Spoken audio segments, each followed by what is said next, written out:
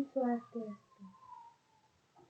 Baik, sebelumnya perkenalkan, nama saya Nina Putri Manisha Iswarini dengan NIM 2417051171 dari kelas E program studi S1 Akuntansi. Nah, pada kesempatan kali ini saya akan memaparkan jawaban dari UAS Agama Hindu.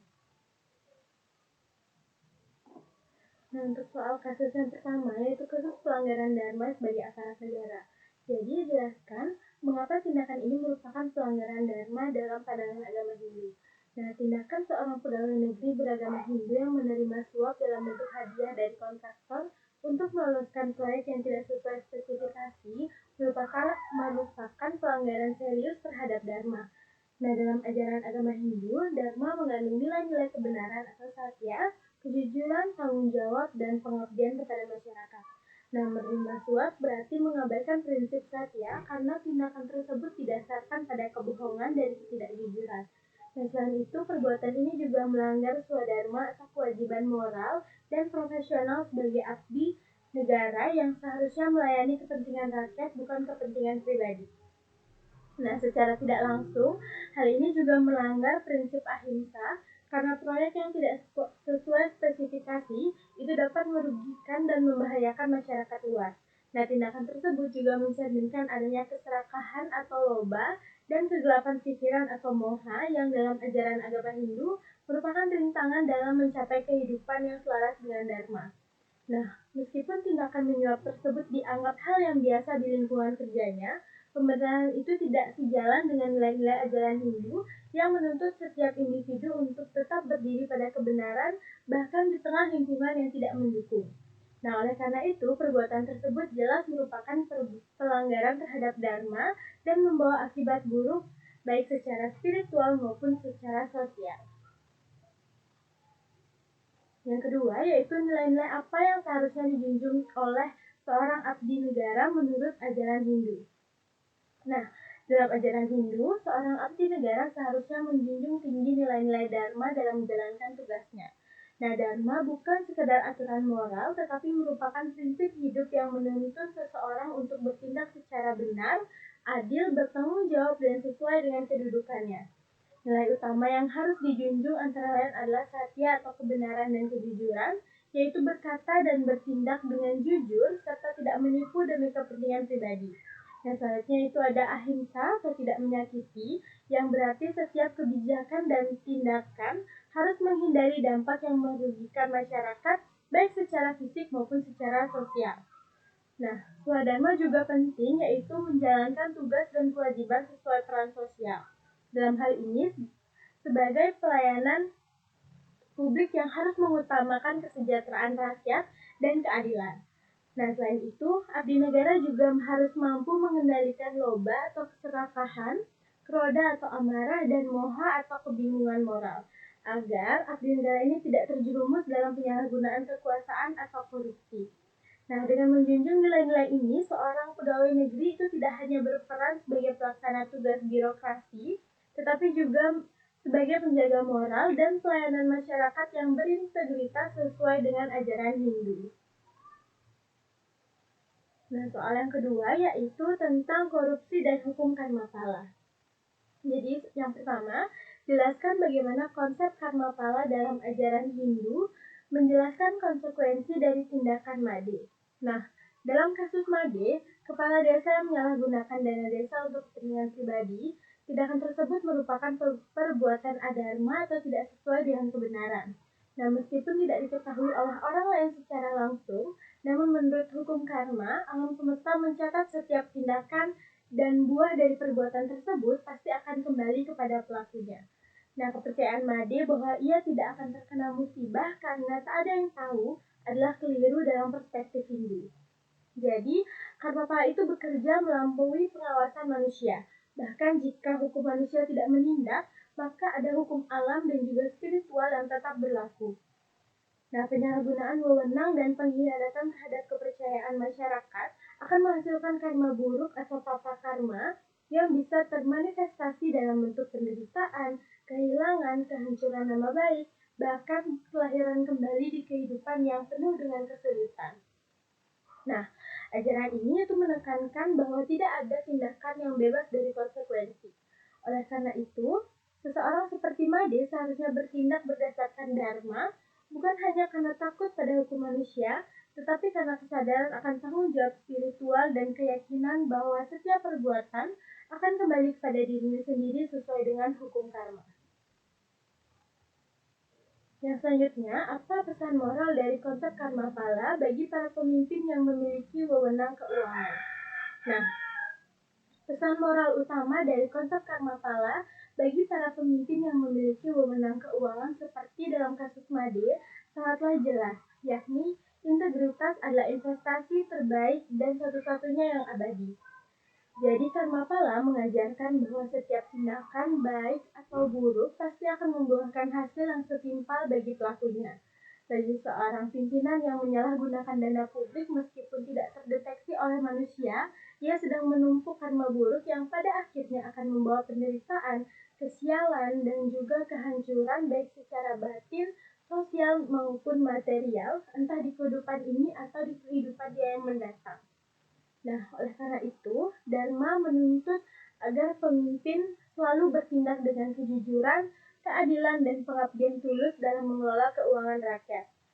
Nah, kekayaan atau kekuasaan yang diperoleh dari korupsi ini itu hanya akan menjadi keuntungan semu yang membawa kerugian lebih besar di kemudian hari. Namun sebaliknya, pemimpin yang menjunjung tinggi etika dan integritas dalam tugasnya itu akan menuai karma yang baik yang menghasilkan kedamaian batin, kehormatan sejati, dan keberkahan yang tidak hanya bagi dirinya tetapi juga bagi mereka yang dipimpinnya. Nah, konsep ini berfungsi sebagai pengingat abadi bahwa tidak ada perbuatan yang luput dari catatan alam semesta dan keadilan ilahi akan selalu berlaku. Baik, yang selanjutnya, apa bentuk kemunafikan spiritual dalam kasus ini dan bagaimana seharusnya umat Hindu bersikap? Jadi dalam kasus anggota DPRD beragama Hindu yang melakukan korupsi namun tetap memimpin persembahyangan dan berbicara tentang kebijakan merupakan bentuk kemunafikan spiritual yang terjadi oleh adanya ketidaksesuaian antara ucapan suci dan perilaku nyata. Nah, anggota DPRD ini tampil seolah-olah sebagai sosok religius dan berbudi pekerti luhur di hadapan publik, namun di balik itu ia melakukan perbuatan adharma yang bertentangan dengan ajaran yang ia sampaikan sendiri. Nah, ini disebut dusta rohani yang menggunakan simbol dan aktivitas keagamaan untuk menutupi kejahatan moral yang dalam Hindu itu dianggap sebagai pelanggaran berat terhadap satya dan reta. Nah, umat Hindu itu seharusnya lebih bersikap kritis namun tetap berdasarkan dharma. Artinya umat Hindu itu perlu menolak perilaku yang tidak sesuai ajaran meskipun pelakunya adalah pimpinan atau tokoh agama. Nah, Hindu itu mengajarkan bahwa yang dijunjung adalah kebenaran bukan orangnya. Oleh karena itu, umat harus berani menjaga kemurnian ajaran dengan tidak membenarkan kemunafikan serta mendorong pemimpin untuk bertindak selaras antara ucapan dan perbuatan. Selain itu, umat Hindu juga harus terus introspeksi diri agar tidak terjebak pada sikap memuja simbol tanpa memahami esensi dharma. Nah, soal yang keempat, yaitu tentang menodaiatnya melalui korupsi dana keagamaan. Yang pertama, jelaskan bagaimana tindakan ini mencederai makna suci yatnya dalam Hindu. Nah, tindakan ketua panitia membangun pura yang menggelapkan dana sumbangan umat untuk kebutuhan pribadinya namun masih aktif mengikuti dan bahkan memimpin karya yatnya atau upacara persembahan suci secara fundamental mencederai makna suci yatnya dalam agama Hindu. Nah, yatnya itu bukan sekedar ritual formal tetapi merupakan pengorbanan tulus, keikhlasan dan penyucian diri. Nah, penggelapan dana ini merupakan pengkhianatan terhadap tatwa yatnya yang berdasarkan pada konsep rena atau hutang suci dan bali atau persembahan tulus. Nah, dana yang seharusnya menjadi persembahan kolektif bagi Tuhan dan kesejahteraan spiritual umat justru berubah menjadi pencurian yang didorong oleh egoisme. Nah, tindakan ini menghancurkan serada atau keyakinan dan bakti umat tulus yang menyumbang serta melanggar satya karena adanya kebohongan ganda kepada Tuhan dan manusia. Nah, kasus ini adalah kemunafikan spiritual yang menodai kesucian pura dan ritualiatnya itu sendiri, serta membawa energi negatif ke dalam ranah sakral dan mengubah yatnya menjadi formalitas kosong tanpa adanya makna batin. Nah, akhirnya perbuatan ini akan membuahkan karma buruk, sebab ritual itu tidak akan menghapus dosa yang timbul dari penyelewangan dan penipuan terhadap tujuan suci.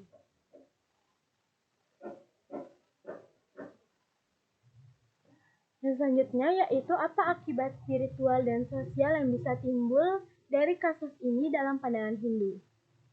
Nah, dalam pandangan Hindu, tindakan ketua panitia pembangunan pura yang menggelapkan dana sumbangan umat membawa akibat serius baik secara spiritual maupun sosial. Nah, secara spiritual, perbuatan tersebut merupakan bentuk adharma yang menimbulkan karma buruk atau papa karma yang akan kembali kepada pelaku dalam bentuk penderitaan, hilangnya ketenangan batin, bahkan kesulitan dalam kehidupan yang mendatang. Nah, tindakan ini juga itu mencemari makna suciatnya karena persembahan kepada Yang Widi harus dilakukan dengan hati yang tulus, jujur, dan bersih. Nah, ketika dana suci disalahgunakan, maka yatnya itu kehilangan nilai rohaninya dan menjadi persembahan yang tercemar. Nah, selain itu, pelaku menjauh dari jalan dharma sehingga hubungannya dengan Tuhan dan keseimbangan jiwanya pun terganggu. Nah, secara sosial, perbuatan ini akan menimbulkan hilangnya kepercayaan umat terhadap kepanitiaan, institusi pura, dan bahkan terhadap nilai-nilai keagamaan itu sendiri. Hal ini itu dapat menimbulkan kekecewaan, konflik antar umat, dan merusak keharmonisan dalam komunitas. Nah, lebih jauh lagi, tindakan seperti ini itu memberi contoh yang buruk bagi generasi muda yang bisa merusak keberlanjutan nilai dharma dalam kehidupan bermasyarakat. Nah, maka dalam ajaran agama Hindu, pelanggaran semacam ini itu menuntut pertobatan, introspeksi, dan upaya kolektif untuk memulihkan kesucian dan kepercayaan umat. Nah, soal yang kelima yaitu tentang pendidikan karakter berbasis agama Hindu. Yang pertama, bagaimana nilai-nilai Hindu itu dapat digunakan untuk menanamkan pendidikan anti korupsi sejak dini. Nah, kasus siswa SMA yang mencontek dan menyuap dan meniru perilaku koruptif ayahnya, itu menegaskan bahwa pentingnya pendidikan anti korupsi sejak dini. Ajaran Hindu dengan nilai-nilai etika yang kuat sangat relevan untuk membentuk karakter berintegritas. Pendidikan ini dapat dimulai dengan menanamkan satya atau kebenaran dan kejujuran, mengajarkan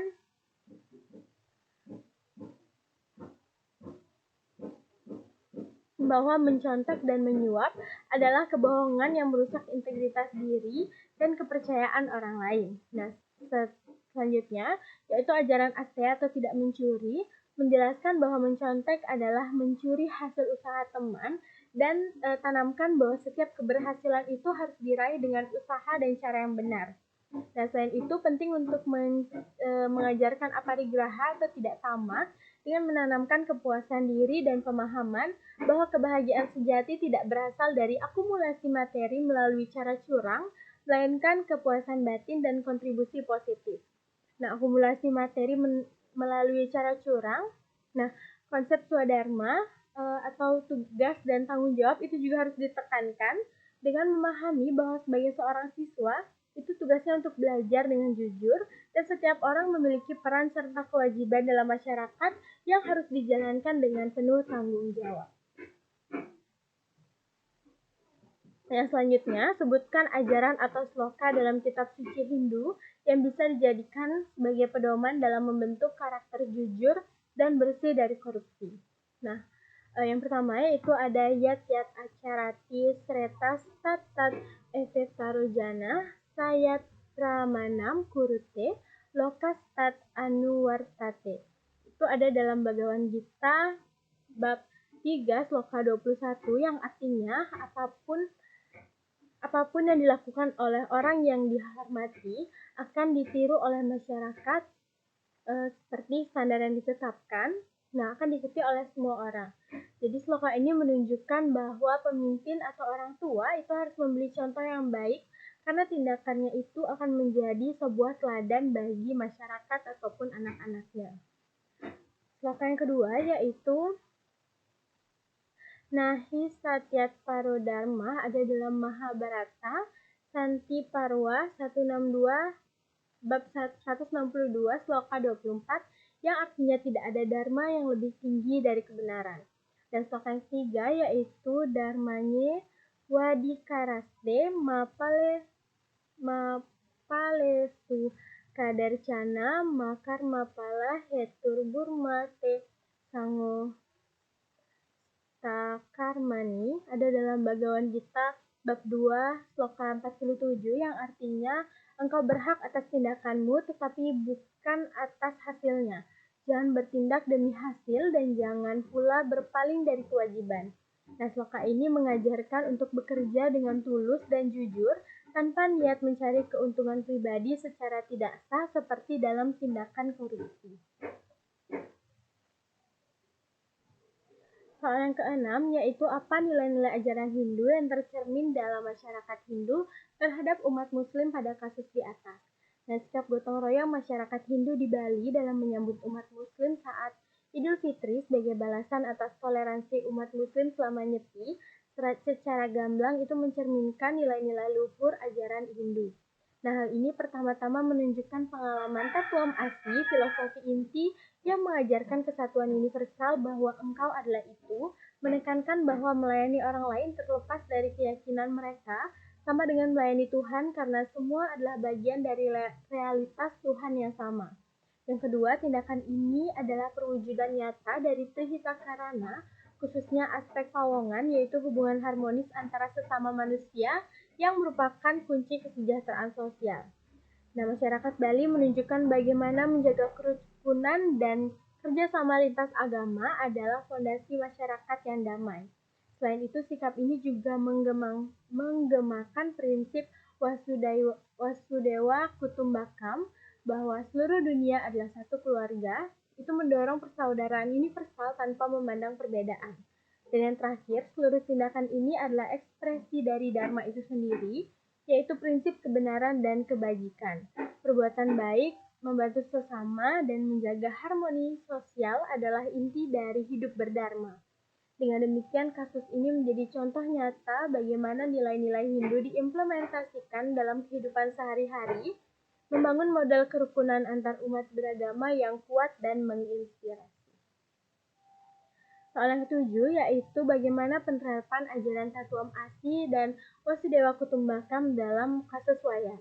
Nah, sikap Iwayan yang proaktif membantu menghias kelas dan menghormati teman-temannya yang merayakan Natal adalah merupakan perwujudan dari ajaran Hindu, yaitu Tatuam Asi dan Wasudewa Kutumbakam.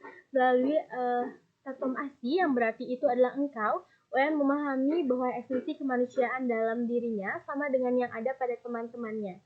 Nah, meskipun mereka berbeda keyakinan, kesadaran akan kesatuan ini memicu empati dan simpati, mendorongnya untuk aktif berbagi kebahagiaan teman-temannya, nah alih-alih sekadar bersikap positif dan toleran secara pasif. Nah, selain itu, tindakan Wayan juga mencerminkan Sudewa Kutumbakam, di mana prinsip bahwa seluruh dunia itu adalah satu keluarga. Wayan memandang lingkungan sekolah yang majemuk sebagai keluarga besarnya, di mana semua anggota saling mendukung dengan berpartisipasi dalam persiapan perayaan Natal. Nah, ia tidak hanya menunjukkan sikap inklusif, tapi juga menumbuhkan rasa persatuan dan kebersamaan, hanya menunjukkan di antara mereka. Jadi, kasus Wayan ini membuktikan bahwa nilai-nilai spiritual Hindu itu tidak hanya relevan dalam ritual, tetapi juga sangat praktis dan dalam membangun kerukunan dan harmoni sosial di tengah keberagaman. Kasus yang ke-8, atau soal yang ke-8 yaitu apa bentuk kerukunan beragama yang tercermin dalam kasus tersebut. Nah, jelaskan kaitannya dengan konsep Dharma dalam agama Hindu. Nah, kasus di sebuah desa di Bali di mana umat Hindu dan Kristen berdialog untuk menyepakati jadwal kegiatan ibadah agar tidak saling mengganggu saat pembangunan pura berdekatan dengan gereja, itu mencerminkan bentuk kerukunan beragama yang substansi dan proaktif. Nah, ini bukan sekedar toleran pasif, toleransi secara pasif, melainkan wujud nyata dari toleransi secara aktif, dialog instruktif, dan penyesuaian bersama demi harmoni. Nah, masyarakat menunjukkan kematangannya dalam menyelesaikan potensi konflik melalui komunikasi terbuka dan kesediaan untuk berkompromi, menciptakan kehidupan berdampingan yang damai. Nah, sikap ini juga selaras dengan konsep Dharma dalam ajaran Hindu. Ini juga merupakan manifestasi dari Dharma sebagai penopang kehidupan, di mana menjaga kerukunan menjadi tindakan yang menopang harmoni masyarakat. Soal yang ke-9, sebutkan ajaran Hindu yang menjadi dasar sikap gotong royong dan kerjasama lintas agama. Jadi sikap gotong royong dan kerjasama lintas agama dalam membangun balai desa tanpa membeda-bedakan latar belakang keyakinan merupakan manifestasi nyata dari beberapa ajaran fundamental Hindu yang mengedepankan harmoni dan kesatuan. Nah, inti dari sikap ini terletak dari filosofi Tattwamasi atau itu adalah engkau, lalu ada Wasudewa Kutumbakam yang artinya dunia ini adalah satu keluarga, lalu ada konsep Trikitakarana khususnya Pawongan, dan juga gotong royong ini dapat dilihat sebagai bentuk manusiatnya atau pengorbanan tulus sesama manusia. Itu menunjukkan keikhlasan tanpa pamrih demi kebaikan umum. Jadi secara keseluruhan partisipasi tanpa memandang latar belakang, agama, itu adalah merupakan perwujudan nyata dari Dharma itu sendiri dengan menegaskan bahwa nilai-nilai Hindu mendorong umatnya untuk menjadi warga negara yang bertanggung jawab dan berkontribusi secara positif terhadap keharmonisasian masyarakat yang beragama. Soal yang ke-10 yaitu apa pesan moral disampaikan dari kasus di atas dan sebutkan sloka Weda atau ajaran Hindu yang relevan. Jadi pesan moral yang disampaikan oleh tokoh Hindu dalam Dharma Santi Untar umat beragama bahwa perbedaan agama seharusnya menjadi jembatan perdamaian adalah seruan yang kuat untuk memandang keberagaman sebagai potensi persatuan bukan perpecahan. Nah, tokoh ini menyuarakan toleransi aktif yang berakar pada pemahaman dan penghormatan timbal balik sehingga keberagaman keyakinan itu justru menjadi kekuatan untuk membangun perdamaian melalui dialog dan kerjasama. Nah, intinya spiritualitas sejati termanifestasi dalam tindakan kasih sayang, persatuan, dan perdamaian dengan semua makhluk hidup. Pesan ini juga didukung oleh ajaran Weda seperti Ekam Satwitra Bahuda Wadanti, yaitu Tuhan itu satu. Para resi menyebutnya dengan berbagai nama, yang menegaskan bahwa di balik keberagaman nama dan ritual, realitas tertinggi adalah tunggal sehingga perbedaan itu tidak perlu menjadi pemisah. Soal yang ke-11, jelaskan bagaimana Ibu Ngurah telah menjalankan Dharma agama dan Dharma negara dalam kehidupan sehari-hari. Jadi Ibu Ngurah telah menjalankan Dharma agama dan Dharma negara secara seimbang dalam kehidupan sehari-hari melalui kebiasaan sembahyang setiap pagi. Ia menunjukkan pelaksanaan Dharma agama, yaitu kewajiban spiritual sebagai bentuk bakti kepada Ida Sang Yang Widiwasa. Di tempat kerja, sikapnya yang disiplin, jujur, dan tidak menyalahgunakan wewenang itu mencerminkan pelaksanaan Dharma negara, yakni pengabdian kepada masyarakat dan negara dengan integritas dan tanggung jawab. Selain itu, keterlibatannya dalam kegiatan sosial dan kemampuannya menjaga toleransi antar umat beragama menunjukkan bahwa ia juga menjalankan nilai-nilai kemanusiaan dalam ajaran Hindu seperti Karma Yoga, Samadarsina. Dengan demikian, Ibu Ngurah menjadi teladan umat Hindu yang mampu mengharmonisasikan kehidupan spiritual dan tanggung jawab sosial secara utuh. Soal yang ke-12 yaitu analisis sikap Made berdasarkan konsep keseimbangan antara pelaksanaan Dharma agama dan Dharma negara menurut ajaran agama Hindu. Jadi sikap Made seorang siswa Hindu yang taat beribadah aktif dalam kegiatan keagamaan, namun di sisi lain juga rajin belajar, disiplin saat upacara bendera, serta terlibat aktif dalam kegiatan bakti sosial lintas agama adalah contoh nyata keseimbangan harmonis antara pelaksanaan Dharma agama dan Dharma negara menurut ajaran agama Hindu. Nah, ia menunjukkan bahwa kedua aspek Dharma ini bukan entitas terpisah, melainkan saling menguatkan. Ketaatannya pada dharma agama seperti aktif di pura, beribadah, memberikan fondasi spiritual, membersihkan batinnya, dan memperkuat nilai-nilai moral. Nah, pada saat yang sama, Made dengan sigap menjalankan dharma negara sebagai seorang pelajar dan warga negara muda. Kerajinannya dalam belajar adalah wujud dari swadharmanya, menunjukkan komitmen pada pengembangan diri yang akan bermanfaat bagi negara. Nah, kehadiran hikmat dalam upacara bendera juga memperlihatkan rasa patriotismenya. Sementara keterlibatannya dalam bakti sosial lintas agama merefleksikan manusiatnya. Jadi, Made ini adalah teladan dari pribadi yang utuh, seimbang, dan berkontribusi positif bagi negara dan agama. Baik, sekian jawaban penyampaian UAS Agama Hindu dari saya. Saya mohon maaf jika terdapat kesalahan atau dalam penyampaian jawaban video saya. Saya ucapkan terima kasih. Om Santi Santi Santi Om.